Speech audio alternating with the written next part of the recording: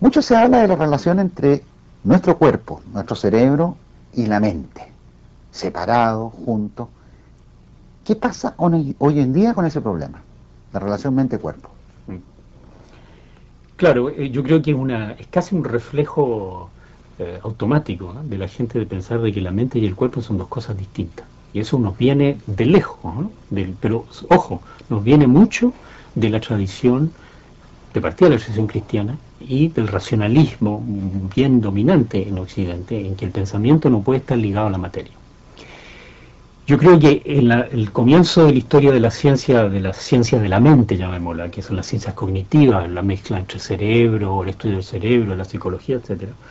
Ese fue un poco el punto de partida, de pensar de que la mente iba a ser una especie como de programa del computador, y podías ni obligarme si eran Toshiba o eran Macintosh, bastaba que el programa fuera el mismo y teníamos una mente.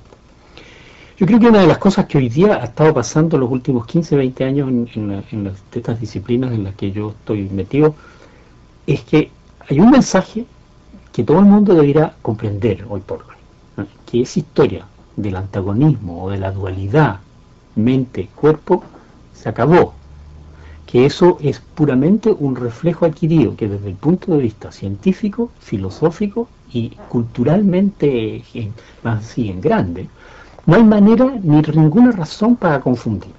Me explico.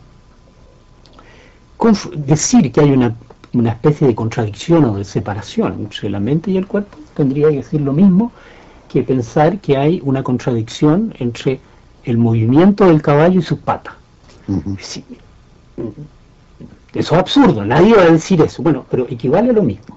El cerebro, el cuerpo en realidad debería decir, el cerebro dentro del cuerpo, es decir, el cerebro con los músculos, con los nervios que van a los músculos, con las vísceras, con el corazón, todo eso forma parte del sistema nervioso.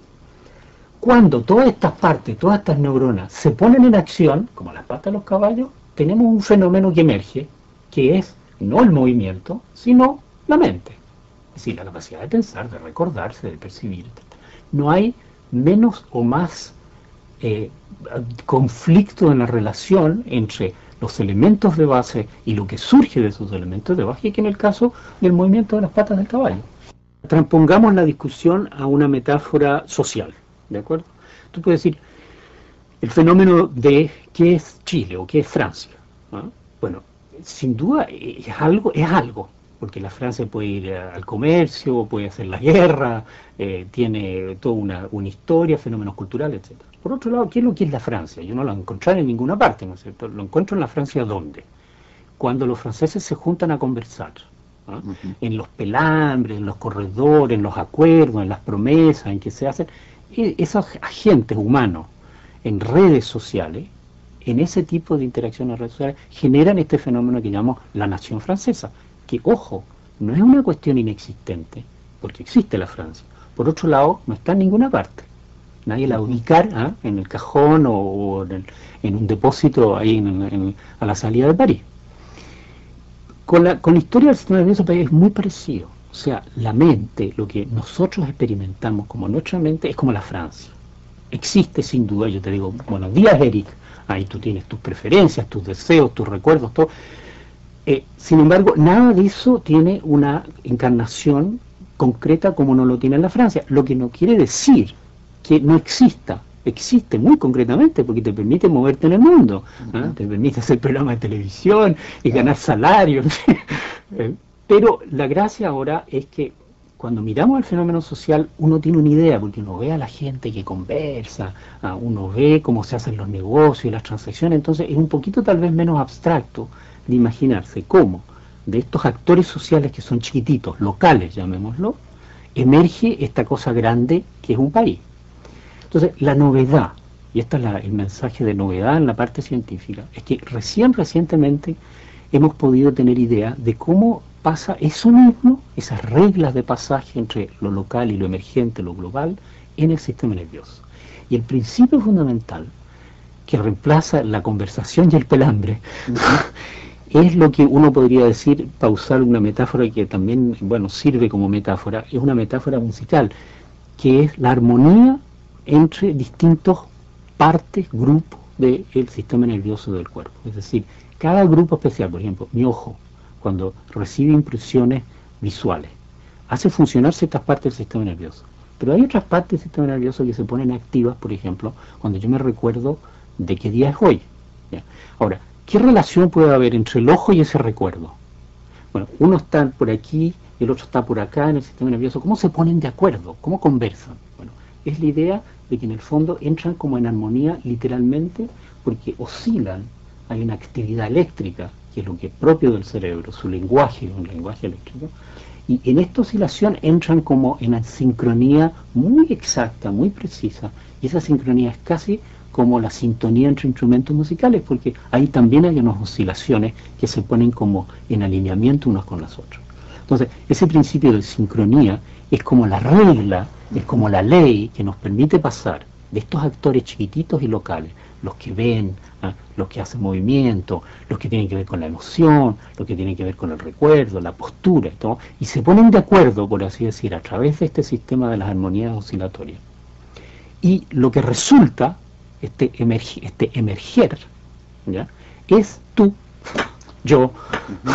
Ahora, que duramos poquito, ¿ah? Es dinámico eso. Eso. Entonces, a diferencia de lo que pasa con un país, aunque también uno podría decirlo en la metáfora social.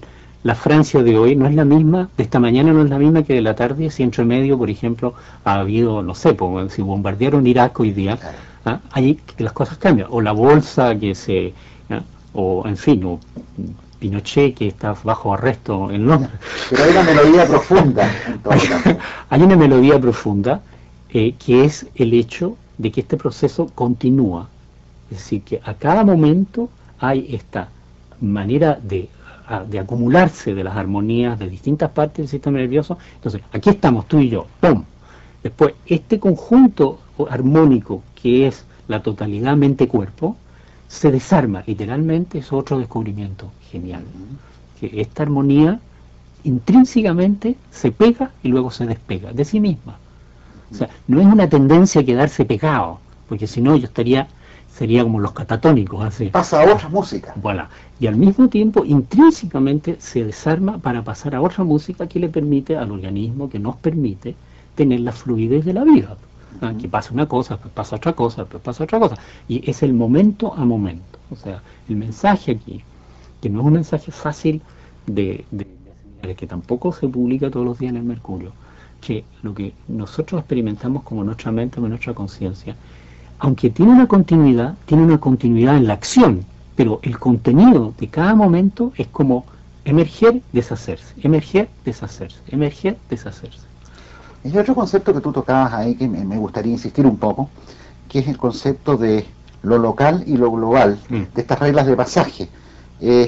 Por una parte, cuando hablas de lo global y estas melodías que se conjugan y te dan un tono en algún momento, o una canción, que después pasan, tú no la estarías captando en lo local. O sea, ¿qué pasa con el reduccionismo usual con el cual tendemos a atacar nuestros problemas en ciencia? Muy buena pregunta, claro, porque el reduccionismo usual aquí, ¿qué querría decir? Querría decir que el tipo viene, que es lo que muchos de mis colegas todavía hacen, pero que ya comienza a romperse un poco como diría yo, la línea del partido, ¿no? El reduccionismo aquí quiere decir, ¿no ve? Tome usted neuronas, póngala un poquito aquí, un poquito acá, conéctelas de esta manera y ya tiene lo que emerge, una mente, un sujeto, un yo. ¿De acuerdo? Entonces, ¿ve? Te podemos reducir el efecto del yo a esta actividad de los efectos locales. Ahora, ese razonamiento es un razonamiento que otra vez me apunta más a un reflejo, esta vez de los reduccionistas, es decir, de querer todo reducir a propiedades de las partes más chiquititas, de los agentes más chiquititos, eventualmente de la materia pura, que de la observación. ¿Por qué? Porque, ahora, este es un punto delicado, pero sumamente claro una vez que no lo entienden. A ver si lo podemos hacer pasar. Lo bonito de este concepto del pasaje entre lo local y lo global, y volvamos a los ciudadanos chilenos y a Chile, o a los ciudadanos franceses y la Francia, es que es cierto que son los ciudadanos, los individuos, los que compran, los que discuten, los que conversan.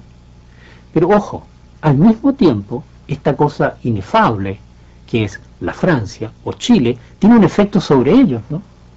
El tipo, exactamente, o sea, la causalidad es una causalidad, digo yo, que es de abajo para arriba, porque somos los agentes, los chiquititos, ¿no?, que constituimos una nación. Pero al mismo tiempo hay una causalidad de arriba hacia abajo, porque el país nos da puntos de referencia, nos da restricciones, nos da contexto, que son muy importantes porque tú no te levantas de la misma manera en un país que está, por ejemplo, medio depre o en un ambiente medio moroso, o que en un país que está en otro estado de ánimo o que tiene circunstancias locales muy particulares que son propias del Estado, por ejemplo, que hay una crisis económica, ¿no? Entonces, eso muestra que es la gran belleza de este concepto de lo local y lo global, que se aplica en muchas partes, pero se aplica muy claramente en el fenómeno mental, que otra vez van a romper este mito de la dualidad entre la mente y el cuerpo. Y es que no hay nada sorprendente de decir que la mente modifica el cuerpo. La gente piensa que decir que la mente tiene poder es de los místicos, son cuestiones así esotéricas, raras. Bueno, desde el punto de vista científico, pero es banal. Es como decir que la Francia no tiene ningún impacto sobre los franceses. Estamos hablando de todos los fenómenos psicosomáticos, digamos. Exactamente, exactamente. Pero que va, Eric, esto es lo bonito de los resultados recientes, a un nivel, pero sumamente detallado, sumamente preciso. Déjame darte un ejemplo. Cosas que hacemos aquí en el laboratorio. Trabajamos en parte con gente que tiene epilepsia. La epilepsia es un estado mental, o sea, la gente le da una crisis de epilepsia, es un estado experiencial, como en un momento dado tener hambre o ponerse a conversar, o sea, un estado mental. Y esta gente, sin embargo, porque están siendo tratados, tienen electrodos adentro del cerebro. Entonces nosotros tenemos acceso a registrar la actividad eléctrica detallada de estos sujetos mientras tienen estos ataques. Y lo que hemos podido hacer es, analizando las señales eléctricas, precisamente seguir este pasaje de lo local a lo global y anticiparles, antes de que tengan la crisis, decirle, van a tener una crisis, vas a tener una crisis. ¿Quieres evitarla? ¿No? Entrenamos hacia el paciente.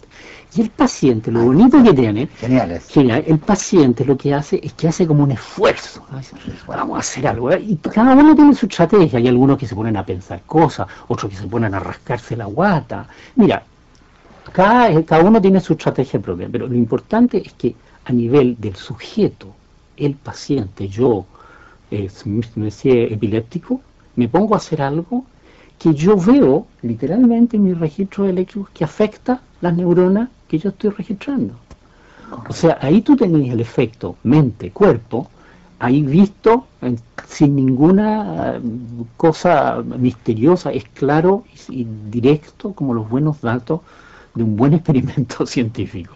¿Te fijas? Entonces, la noción de que la mente y el cuerpo están separados es falsa por la dirección ascendente y por la dirección descendente. Y en ambas dos tenemos muy sólida evidencia hoy día. Y eso es un concepto que es muy importante, que la gente se acostumbre a pensar que esta idea de la dualidad no solo es inútil, porque va contra lo que somos, sino que además les impide realmente apreciar las posibilidades que hay ahora de trabajar con la relación entre los dos, que no hay contradicción, sino que están, digamos, el destino hace que sean simplemente la misma cosa, pero mirada a dos niveles de emergencia distintos.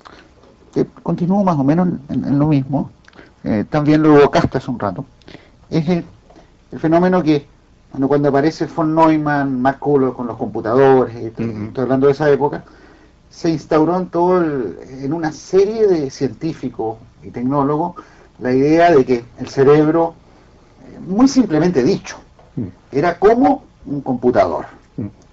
Lo que tú me estás contando acá va en otra dirección sutilmente distinta, ¿sí? La veo yo. Si no es un computador, si no es computable, o no, por decirlo de alguna manera, sin embargo yo veo entre los fenómenos local a lo global una manera que a nosotros los científicos nos gusta, de tratar de modelar, de construir. Exacto. ¿Qué es lo que está pasando al día de hoy en ese contexto? Bueno, yo creo que justamente el descubrimiento de esta noción de la armonía, de la integración de las reglas de pasaje entre lo local y lo global, fueron descubiertas gracias al hecho que en la investigación uno estuvo forzado a abandonar la noción de computación. ¿Por qué? Porque la noción de computación es una noción que te deja en un plano puramente abstracto, o sea, tú tienes símbolos y reglas de cálculo. Sintáctico. Sintáctico, esencialmente, como si fuera el lenguaje, como si fuera un programa de computadora. Y es muy difícil ver cómo eso tiene una encarnación, tiene una existencia corporal, cómo se le mete en el músculo y el hueso. En cambio, cuando tú cambias de perspectiva, y yo no estoy de acuerdo contigo que es un cambio sutilmente distinto, es un cambio radicalmente distinto, que es pasar a esta noción de dinámica, de sistemas dinámicos, que como tú sabes bien, matemáticamente es otro animal, es otro partido, otro juego, porque eso te permite directamente ligar a lo que es el cuerpo. O sea, la biología es dinámica, la biología es naturalmente llama a una forma de mirarla que es a través de esta dinámica, de esta capacidad de procesos de emergencia. Entonces, de hecho ya tienes ahí tú una gran distancia, y estas nociones primeras, las primeras 20 años, digamos, de la ciencia cognitiva, hoy por hoy están bajo fuerte ataque. Yo diría una buena parte de la comunidad científica ya se ha movido en otra dirección. Bueno, ciertamente es todo un debate, pero te quiero decir, no es esto de lo que yo estoy hablando, no es una cuestión así muy idiosincrática o que sea una idea o que yo tengo loca perdida en un rincón. Es un movimiento científico de cierto peso. Entonces, eso es un poco lo que ha pasado, yo diría, en los últimos 20 años.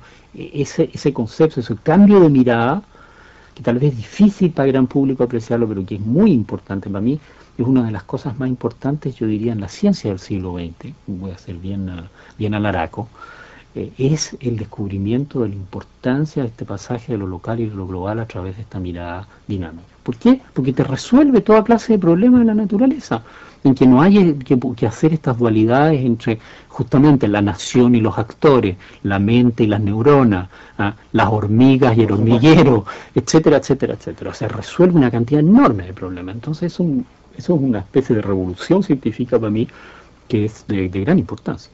Ahora, más allá de las reglas específicas de pasaje, que probablemente nuestro sustrato neuronal tiene una cierta característica, yo podría pensar, en el mismo contexto que tú me estás hablando, local-global, que el día de mañana la red mundial, Internet, también ahí emerge algo, hay un comportamiento global, con otras unidades, y ese algo que emerge, ¿tendría derecho a decir yo que, por ejemplo, que no va a haber un comportamiento que emerge inteligente o lo que fuere? ¿Qué derecho tenemos a decirlo después de lo que tú dijiste? Ninguno. Yo creo que de hecho la inferencia que uno puede sacar es que el comportamiento de los hormigueros no es para nada muy tonto, ¿no? Es bastante inteligente. Entonces, eso muestra muy claramente lo que tú dices, o sea que una vez que tú tienes estas leyes de pasaje de lo local a lo global, el fenómeno mentálico de lo mental, las cualidades de lo mental, inteligencia, deducción, percepciones, categorizaciones, capacidad de memoria, etcétera, etcétera, capacidad de acoplamiento, de acción, de influencia sobre los otros, que es lo que asociamos a lo mental, aparecen espontáneamente. Entonces puede ser a nivel del Internet o puede ser a nivel del cerebro. Por cierto, lo que no hay que confundir es decir que son todas mentes iguales. No son, no dependen de sustrato. Sí, de su sustrato, y la capacidad cognitiva, llamémosla, de un hormiguero es perfectamente clara, perfectamente describible, pero no es comparable o superponible a la capacidad cognitiva de un ser humano o de un animal. O sea que a fines de siglo o comienzos del otro, no debería sorprendernos la emergencia de un concepto de mente en un sistema, llámalo tú, con muchas variables, complejo, con reglas de pasaje hecho por el hombre. Yo no veo ninguna objeción en principio para nada. Eso siempre que la gente entienda que no se trata de tener computadores como HAL en 2001 no, hay que dejar ese concepto por lo que acabamos de decir. Esto no sería vamos a clonar. No solo no vamos a clonar, sino que el aspecto de esos sistemas se van a parecer mucho a estos animalitos artificiales.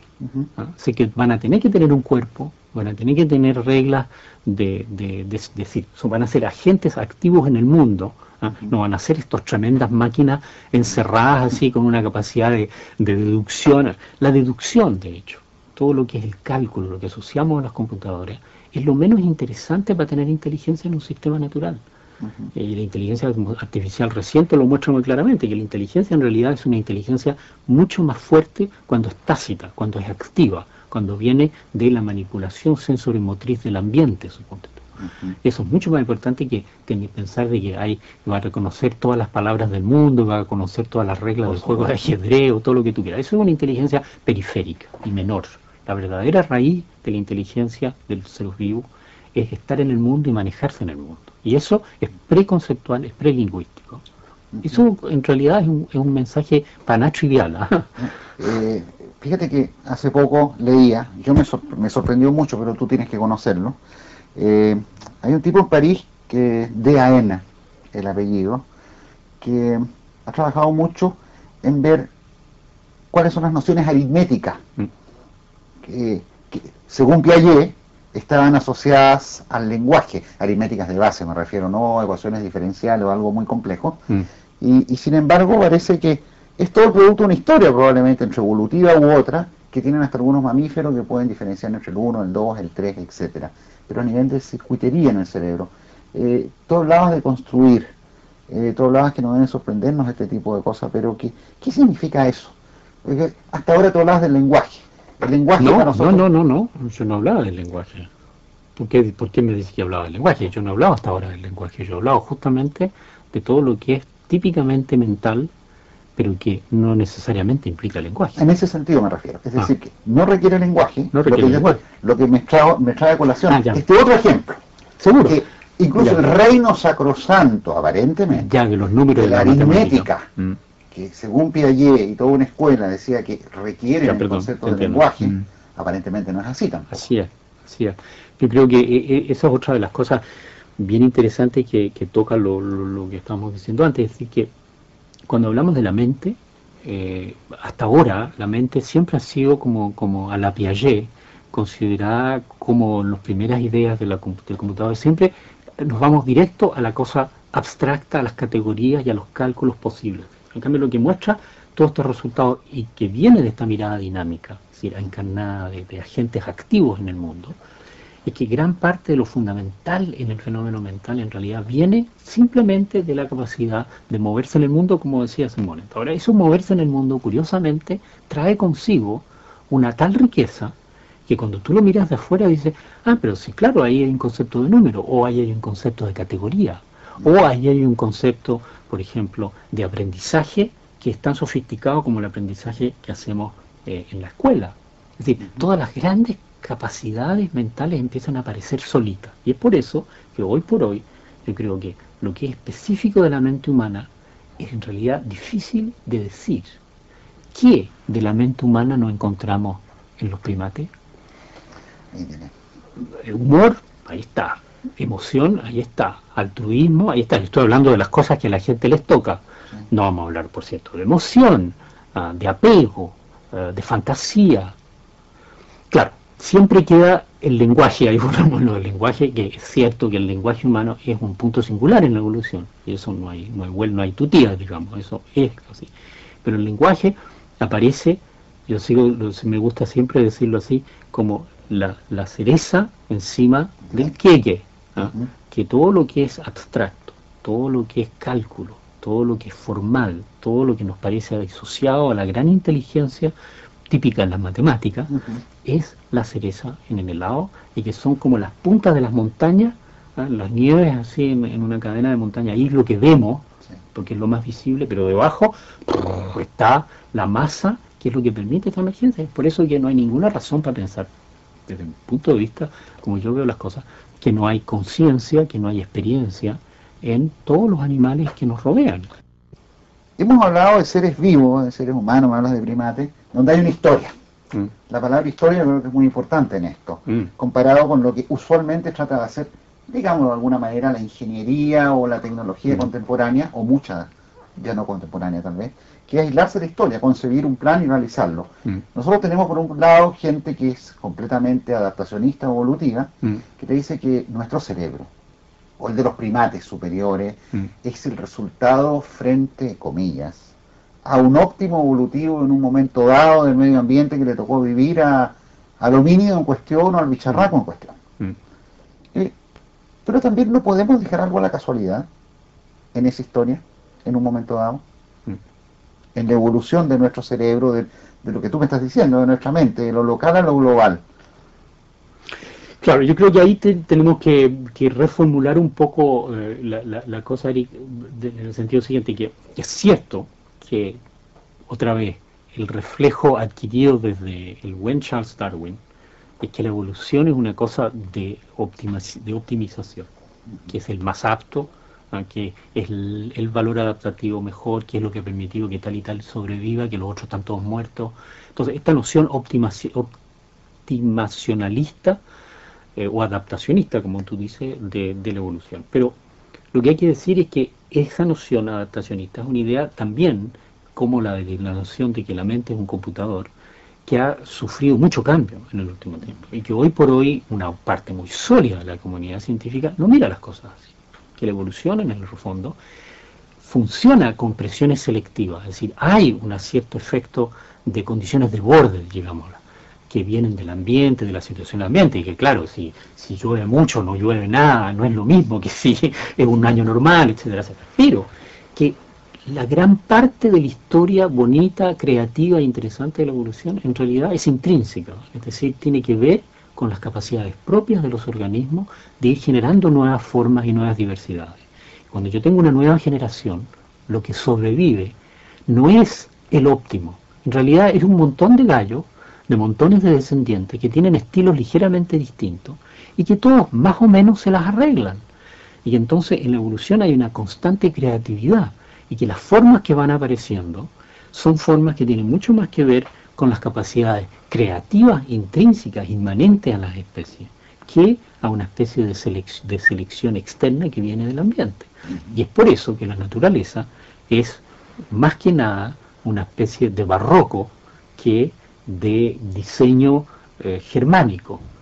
Y son dos visiones muy distintas de la evolución. Entonces, con respecto a los fenómenos, por ejemplo, de lo mental, hay algo que no ve, uno mira la historia de la evolución, en realidad hay para todo. Lo que es, por ejemplo, si uno examina un tiempo que yo me dediqué mucho a estudiar, por ejemplo, la visión de colores, por supuesto, que es un ejemplo muy lindo.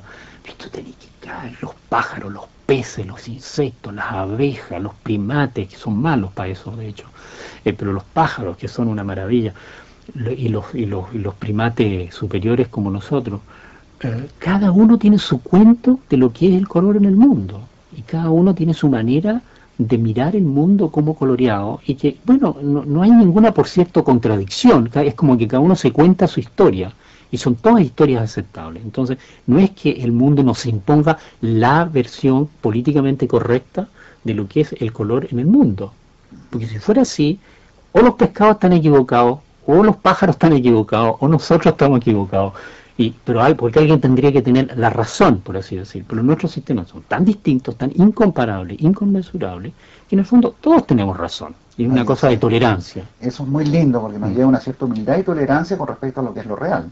Exactamente. Y que por lo tanto en la evolución, es un mensaje muy importante de la evolución, mirada, como decían los ingleses, un poco después de Darwin, como decían, la naturaleza roja en el diente y en la garra. No. Es sobre todo un fenómeno, primero, de creatividad inmanente a la genética y a las capacidades de desarrollo de un grupo animal. Segundo, enormes recursos en la cooperatividad. O sea, esto de creer que la evolución es una cosa de la pelea, de la sobrevivencia del más apto. Bueno, cada vez hay más evidencia que la sobrevivencia del más apto es el que es más apto a cooperar. Y que entonces las invenciones colectivas, que por definición tienen que ser tolerantes, tienen que ser diversas, que no pueden ser cortadas todas por el mismo corte, son las más fuertes, son las que más han dado, por ejemplo, transformaciones a nivel de los primates. Es evidente, cada vez más es evidente. Entonces, es como rehacerse el cuento de la evolución otra vez, y que la mente, por lo tanto, no es un fenómeno estrictamente que está destinado a adaptarse, a reflejar tal o tal condición del mundo. Es también un juego de la evolución. Hay algo, todo esto es algo muy lúdico, ¿eh?